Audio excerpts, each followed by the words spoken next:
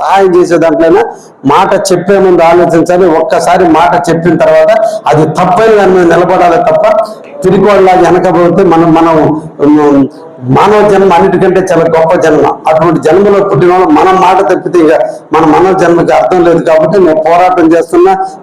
అందుకనే పార్టీలో కూడా నేను విప్లవకారులు లెక్క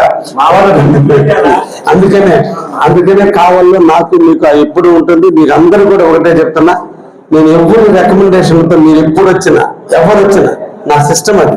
నేను ఎప్పుడు కూడా ఎవరు వచ్చినా నా చేతనంత వరకు సహాయం చేస్తున్నా, అండగా ఉంటున్నా, ఇబ్బందుల్లో తోడు ఉంటున్నా. ఏదైనా నాకు న్యాయం అనిపిస్తే ఎంతమంది అవతల యుద్ధం చేసినా నా ఒంటరిగా నేను నిలబడి ఆ వ్యక్తికి సపోర్ట్ చేసే మనస్తత్వం నాకుంది.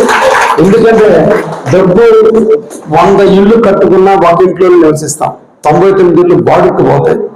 కోట్లు సంపాదించినా పోత భార్య గడప దాకా వస్తుంది, బిడ్డలు శ్మశానం దాకా వస్తారు. అదృష్టం బాగుంటే మన ఫోటో ఇంట్లో పెట్టుకుంటారు కొద్ది కాలం. మన వాళ్ళు వస్తే లాస్ట్గా ఆ ఫోటో తీసుకుని డస్ట్బిన్ లో పెడతారు. కానీ కీర్తి వేసేసే జీవితకాలం అది మన జీవితానికి అవసరం.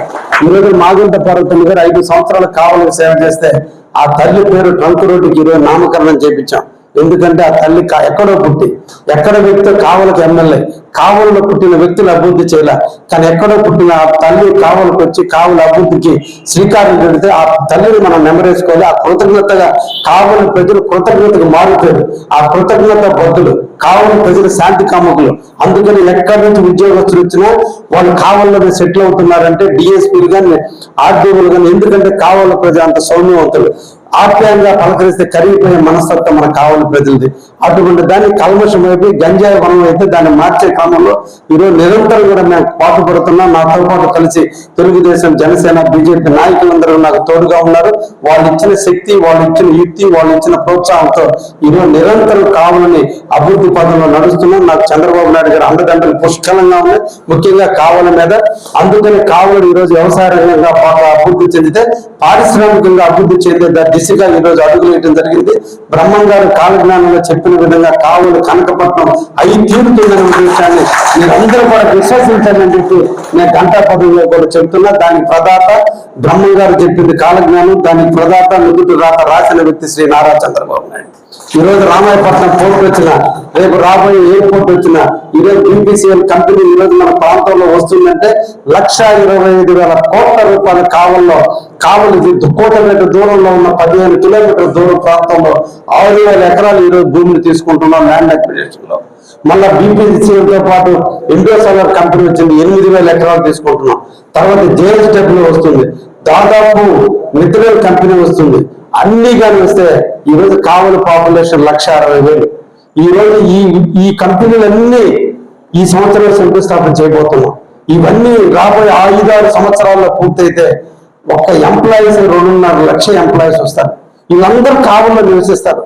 వీళ్ళందరూ కావల్లో వస్తే ఒక కుటుంబంలో భార్య భర్త ఒక బిడ్డ వేసుకున్నా కూడా 3 లెక్కలు 2.5 లక్షల ఎంప్లాయీస్ వస్తే వాళ్ళు సెటిల్ అయిపోయింది కావల్లో. ఎందుకంటే నేషనల్ రైల్వే ఉంది, నేషనల్ హైవే ఉంది, ఎయిర్పోర్ట్ దామరం ఎయిర్పోర్ట్ వస్తుంది. దేశంలో ఎక్కడికి పోవాలన్నా కావల్లో నివసించాలి. హాస్పిటల్ ఫెసిలిటీస్ కావచ్చు, విద్యాలయాలు కావచ్చు, అన్ని కావల్లో ఉన్నాయి. కాబట్టి ఇంకెక్కడో పోయి ఉల్లంపాడు, సింగరాయకొండ, కడుకోలో చేరే పరిస్థితి లేదు. అందరూ కావల్లో చేరుస్తారు. అందుకోసం ఈ రోజు 100 మంది బాధపడ్డా రేపు లక్షల మంది బాగుపడాలి. కాబట్టి కావాలని టౌన్ అభివృద్ధి చేసే దిశలో కొన్ని షాపుల దగ్గర ఇబ్బందులు వచ్చినా ట్రాఫిక్ క్రమబద్ధీకరించేదంటే నేను ముందుకు పోతున్నది ఏంటంటే రేపు మన బిడ్డల భవిష్యత్తు, రేపు మన బిడ్డలే ప్రయోజకులై ఎక్కడికో పోయి చదివి ప్రయోజకులు కాదు, మన ప్రాంతంలో ఉద్యోగాలు చేయాలి, మనకి ఇండస్ట్రీలో చేయాలి. దాదాపు 7.5 లక్షల నుంచి 10 లక్షల మంది కావాలని నివసిస్తే 1,60,000 జనాభాకే కావాలి. ఈ విధంగా ఉంటే రేపు 2.5 లక్షల జనాభా ఉద్యోగస్తులు ఇంటూ 3 లెక్కలు 7,50,000 మంది ఇక్కడ పాపులేషన్ వస్తే ఈ కావలి ఎలా ఉంటుందో ఒక్కసారి ఆలోచించండి. అది జరగాలంటే మన కావలి కాస్మోపాలిటేషన్ సిటీ అవ్వాలి. ఈరోజు వైజాగ్ లో ఒక స్టీల్ ప్లాంట్ పెడితే వైజాగ్ రూపురేఖల మారింది. ఎందుకంటే దేశంలోని అన్ని భాషలు ఇక్కడ జీవించాలి. ఒక్క పెట్రోకెమికల్ ఇండస్ట్రీస్ వస్తే దేశంలో ఉన్న సెంట్రల్ గవర్నమెంట్ ఉద్యోగస్తులకు సంబంధించిన అన్ని కులాలలో, అన్ని మతాలలో, అన్ని భాషలు వస్తారు. వాళ్ళ పిల్లల చదువులకు కావాల్సిన స్కూల్స్ ఏర్పాటు చేయాలి. వాళ్ళు ఉండడానికి మంచి బిల్డింగ్లు కట్టేటట్టుగా ఇక్కడ ఇన్ఫ్రాస్ట్రక్చర్ డెవలప్ చేయాలి. లేఅవుట్లు చూస్తే గత పాలకులు దాదాపు 100 ఎకరాలు ప్రభుత్వ భూమిని ఆక్రమించి మోసం చేసి అడ్డదిడ్డంగా ఈరోజు వాటి అన్నిటి చేస్తే నేను ఒక విలన్ అనిపించుకున్న పర్ల రేపు రోజున మనం ఒక టౌన్ బాగుపరచాలంటే ఈ రోజు కొన్ని తప్పవు, చేదైనటువంటి విషయాలను భరించక తప్పదని ఈ రోజు నేను పోరాటం చేస్తాను. ఎందుకంటే కావాలి ప్రజలు నా వెనక ఉన్నారు, వాళ్ళు ధైర్యం నాకు ఇస్తున్నారు, వాళ్ళు ప్రోత్సహిస్తారు, తప్పకుండా నన్ను అర్థం చేసుకుంటారని ఈ రోజు నేను ఆ దానికి కూడా నాంది పలకడం కూడా జరిగింది. కావాలో లేఅవుట్లు వేస్తే డిటిసిపి లేఅవుట్ తప్ప నాసి రకమైన లేఅవుట్ వేయటానికి లేదన్న విషయాన్ని గట్టిగా పట్టుకోనున్నా మీరందరూ కూడా నాకు దాన్ని సహకరించమని చెప్పి మిమ్మల్ని అందరినీ కూడా కోరుకుంటున్నాను. ఎందుకంటే ఇది మనకు కావాలి, మనం ప్రేమించాలి, మన తల్లిదండ్రులు మనం ప్రేమిస్తున్నాం, మన జన్మభూమి మనం ప్రేమించాల్సిన అవసరం ఉంది. ఎక్కడ ఢిల్లీకి పోయినా, అమెరికాకి పోయినా, ఎక్కడ ఏ ఊరు అంటే మనకు కావాలన్నా కానీ ఎలా ఆలింగనం చేసుకున్నా ఆప్యాయంగా పలకరించుకుంటాం. అటువంటి కావాలని ఈ రోజు మనం ఇక్కడ నీళ్లు తాగాం, ఇక్కడ ఈ గాలి పీలుస్తున్నాం, ఈ భూమి మీద తిరుగుతున్నాం, ఈ తెలివి ఇక్కడ పుట్టింది, ఈ సంపద ఇక్కడ పుట్టింది, ఈ ఆలోచన ఇక్కడ పుట్టింది.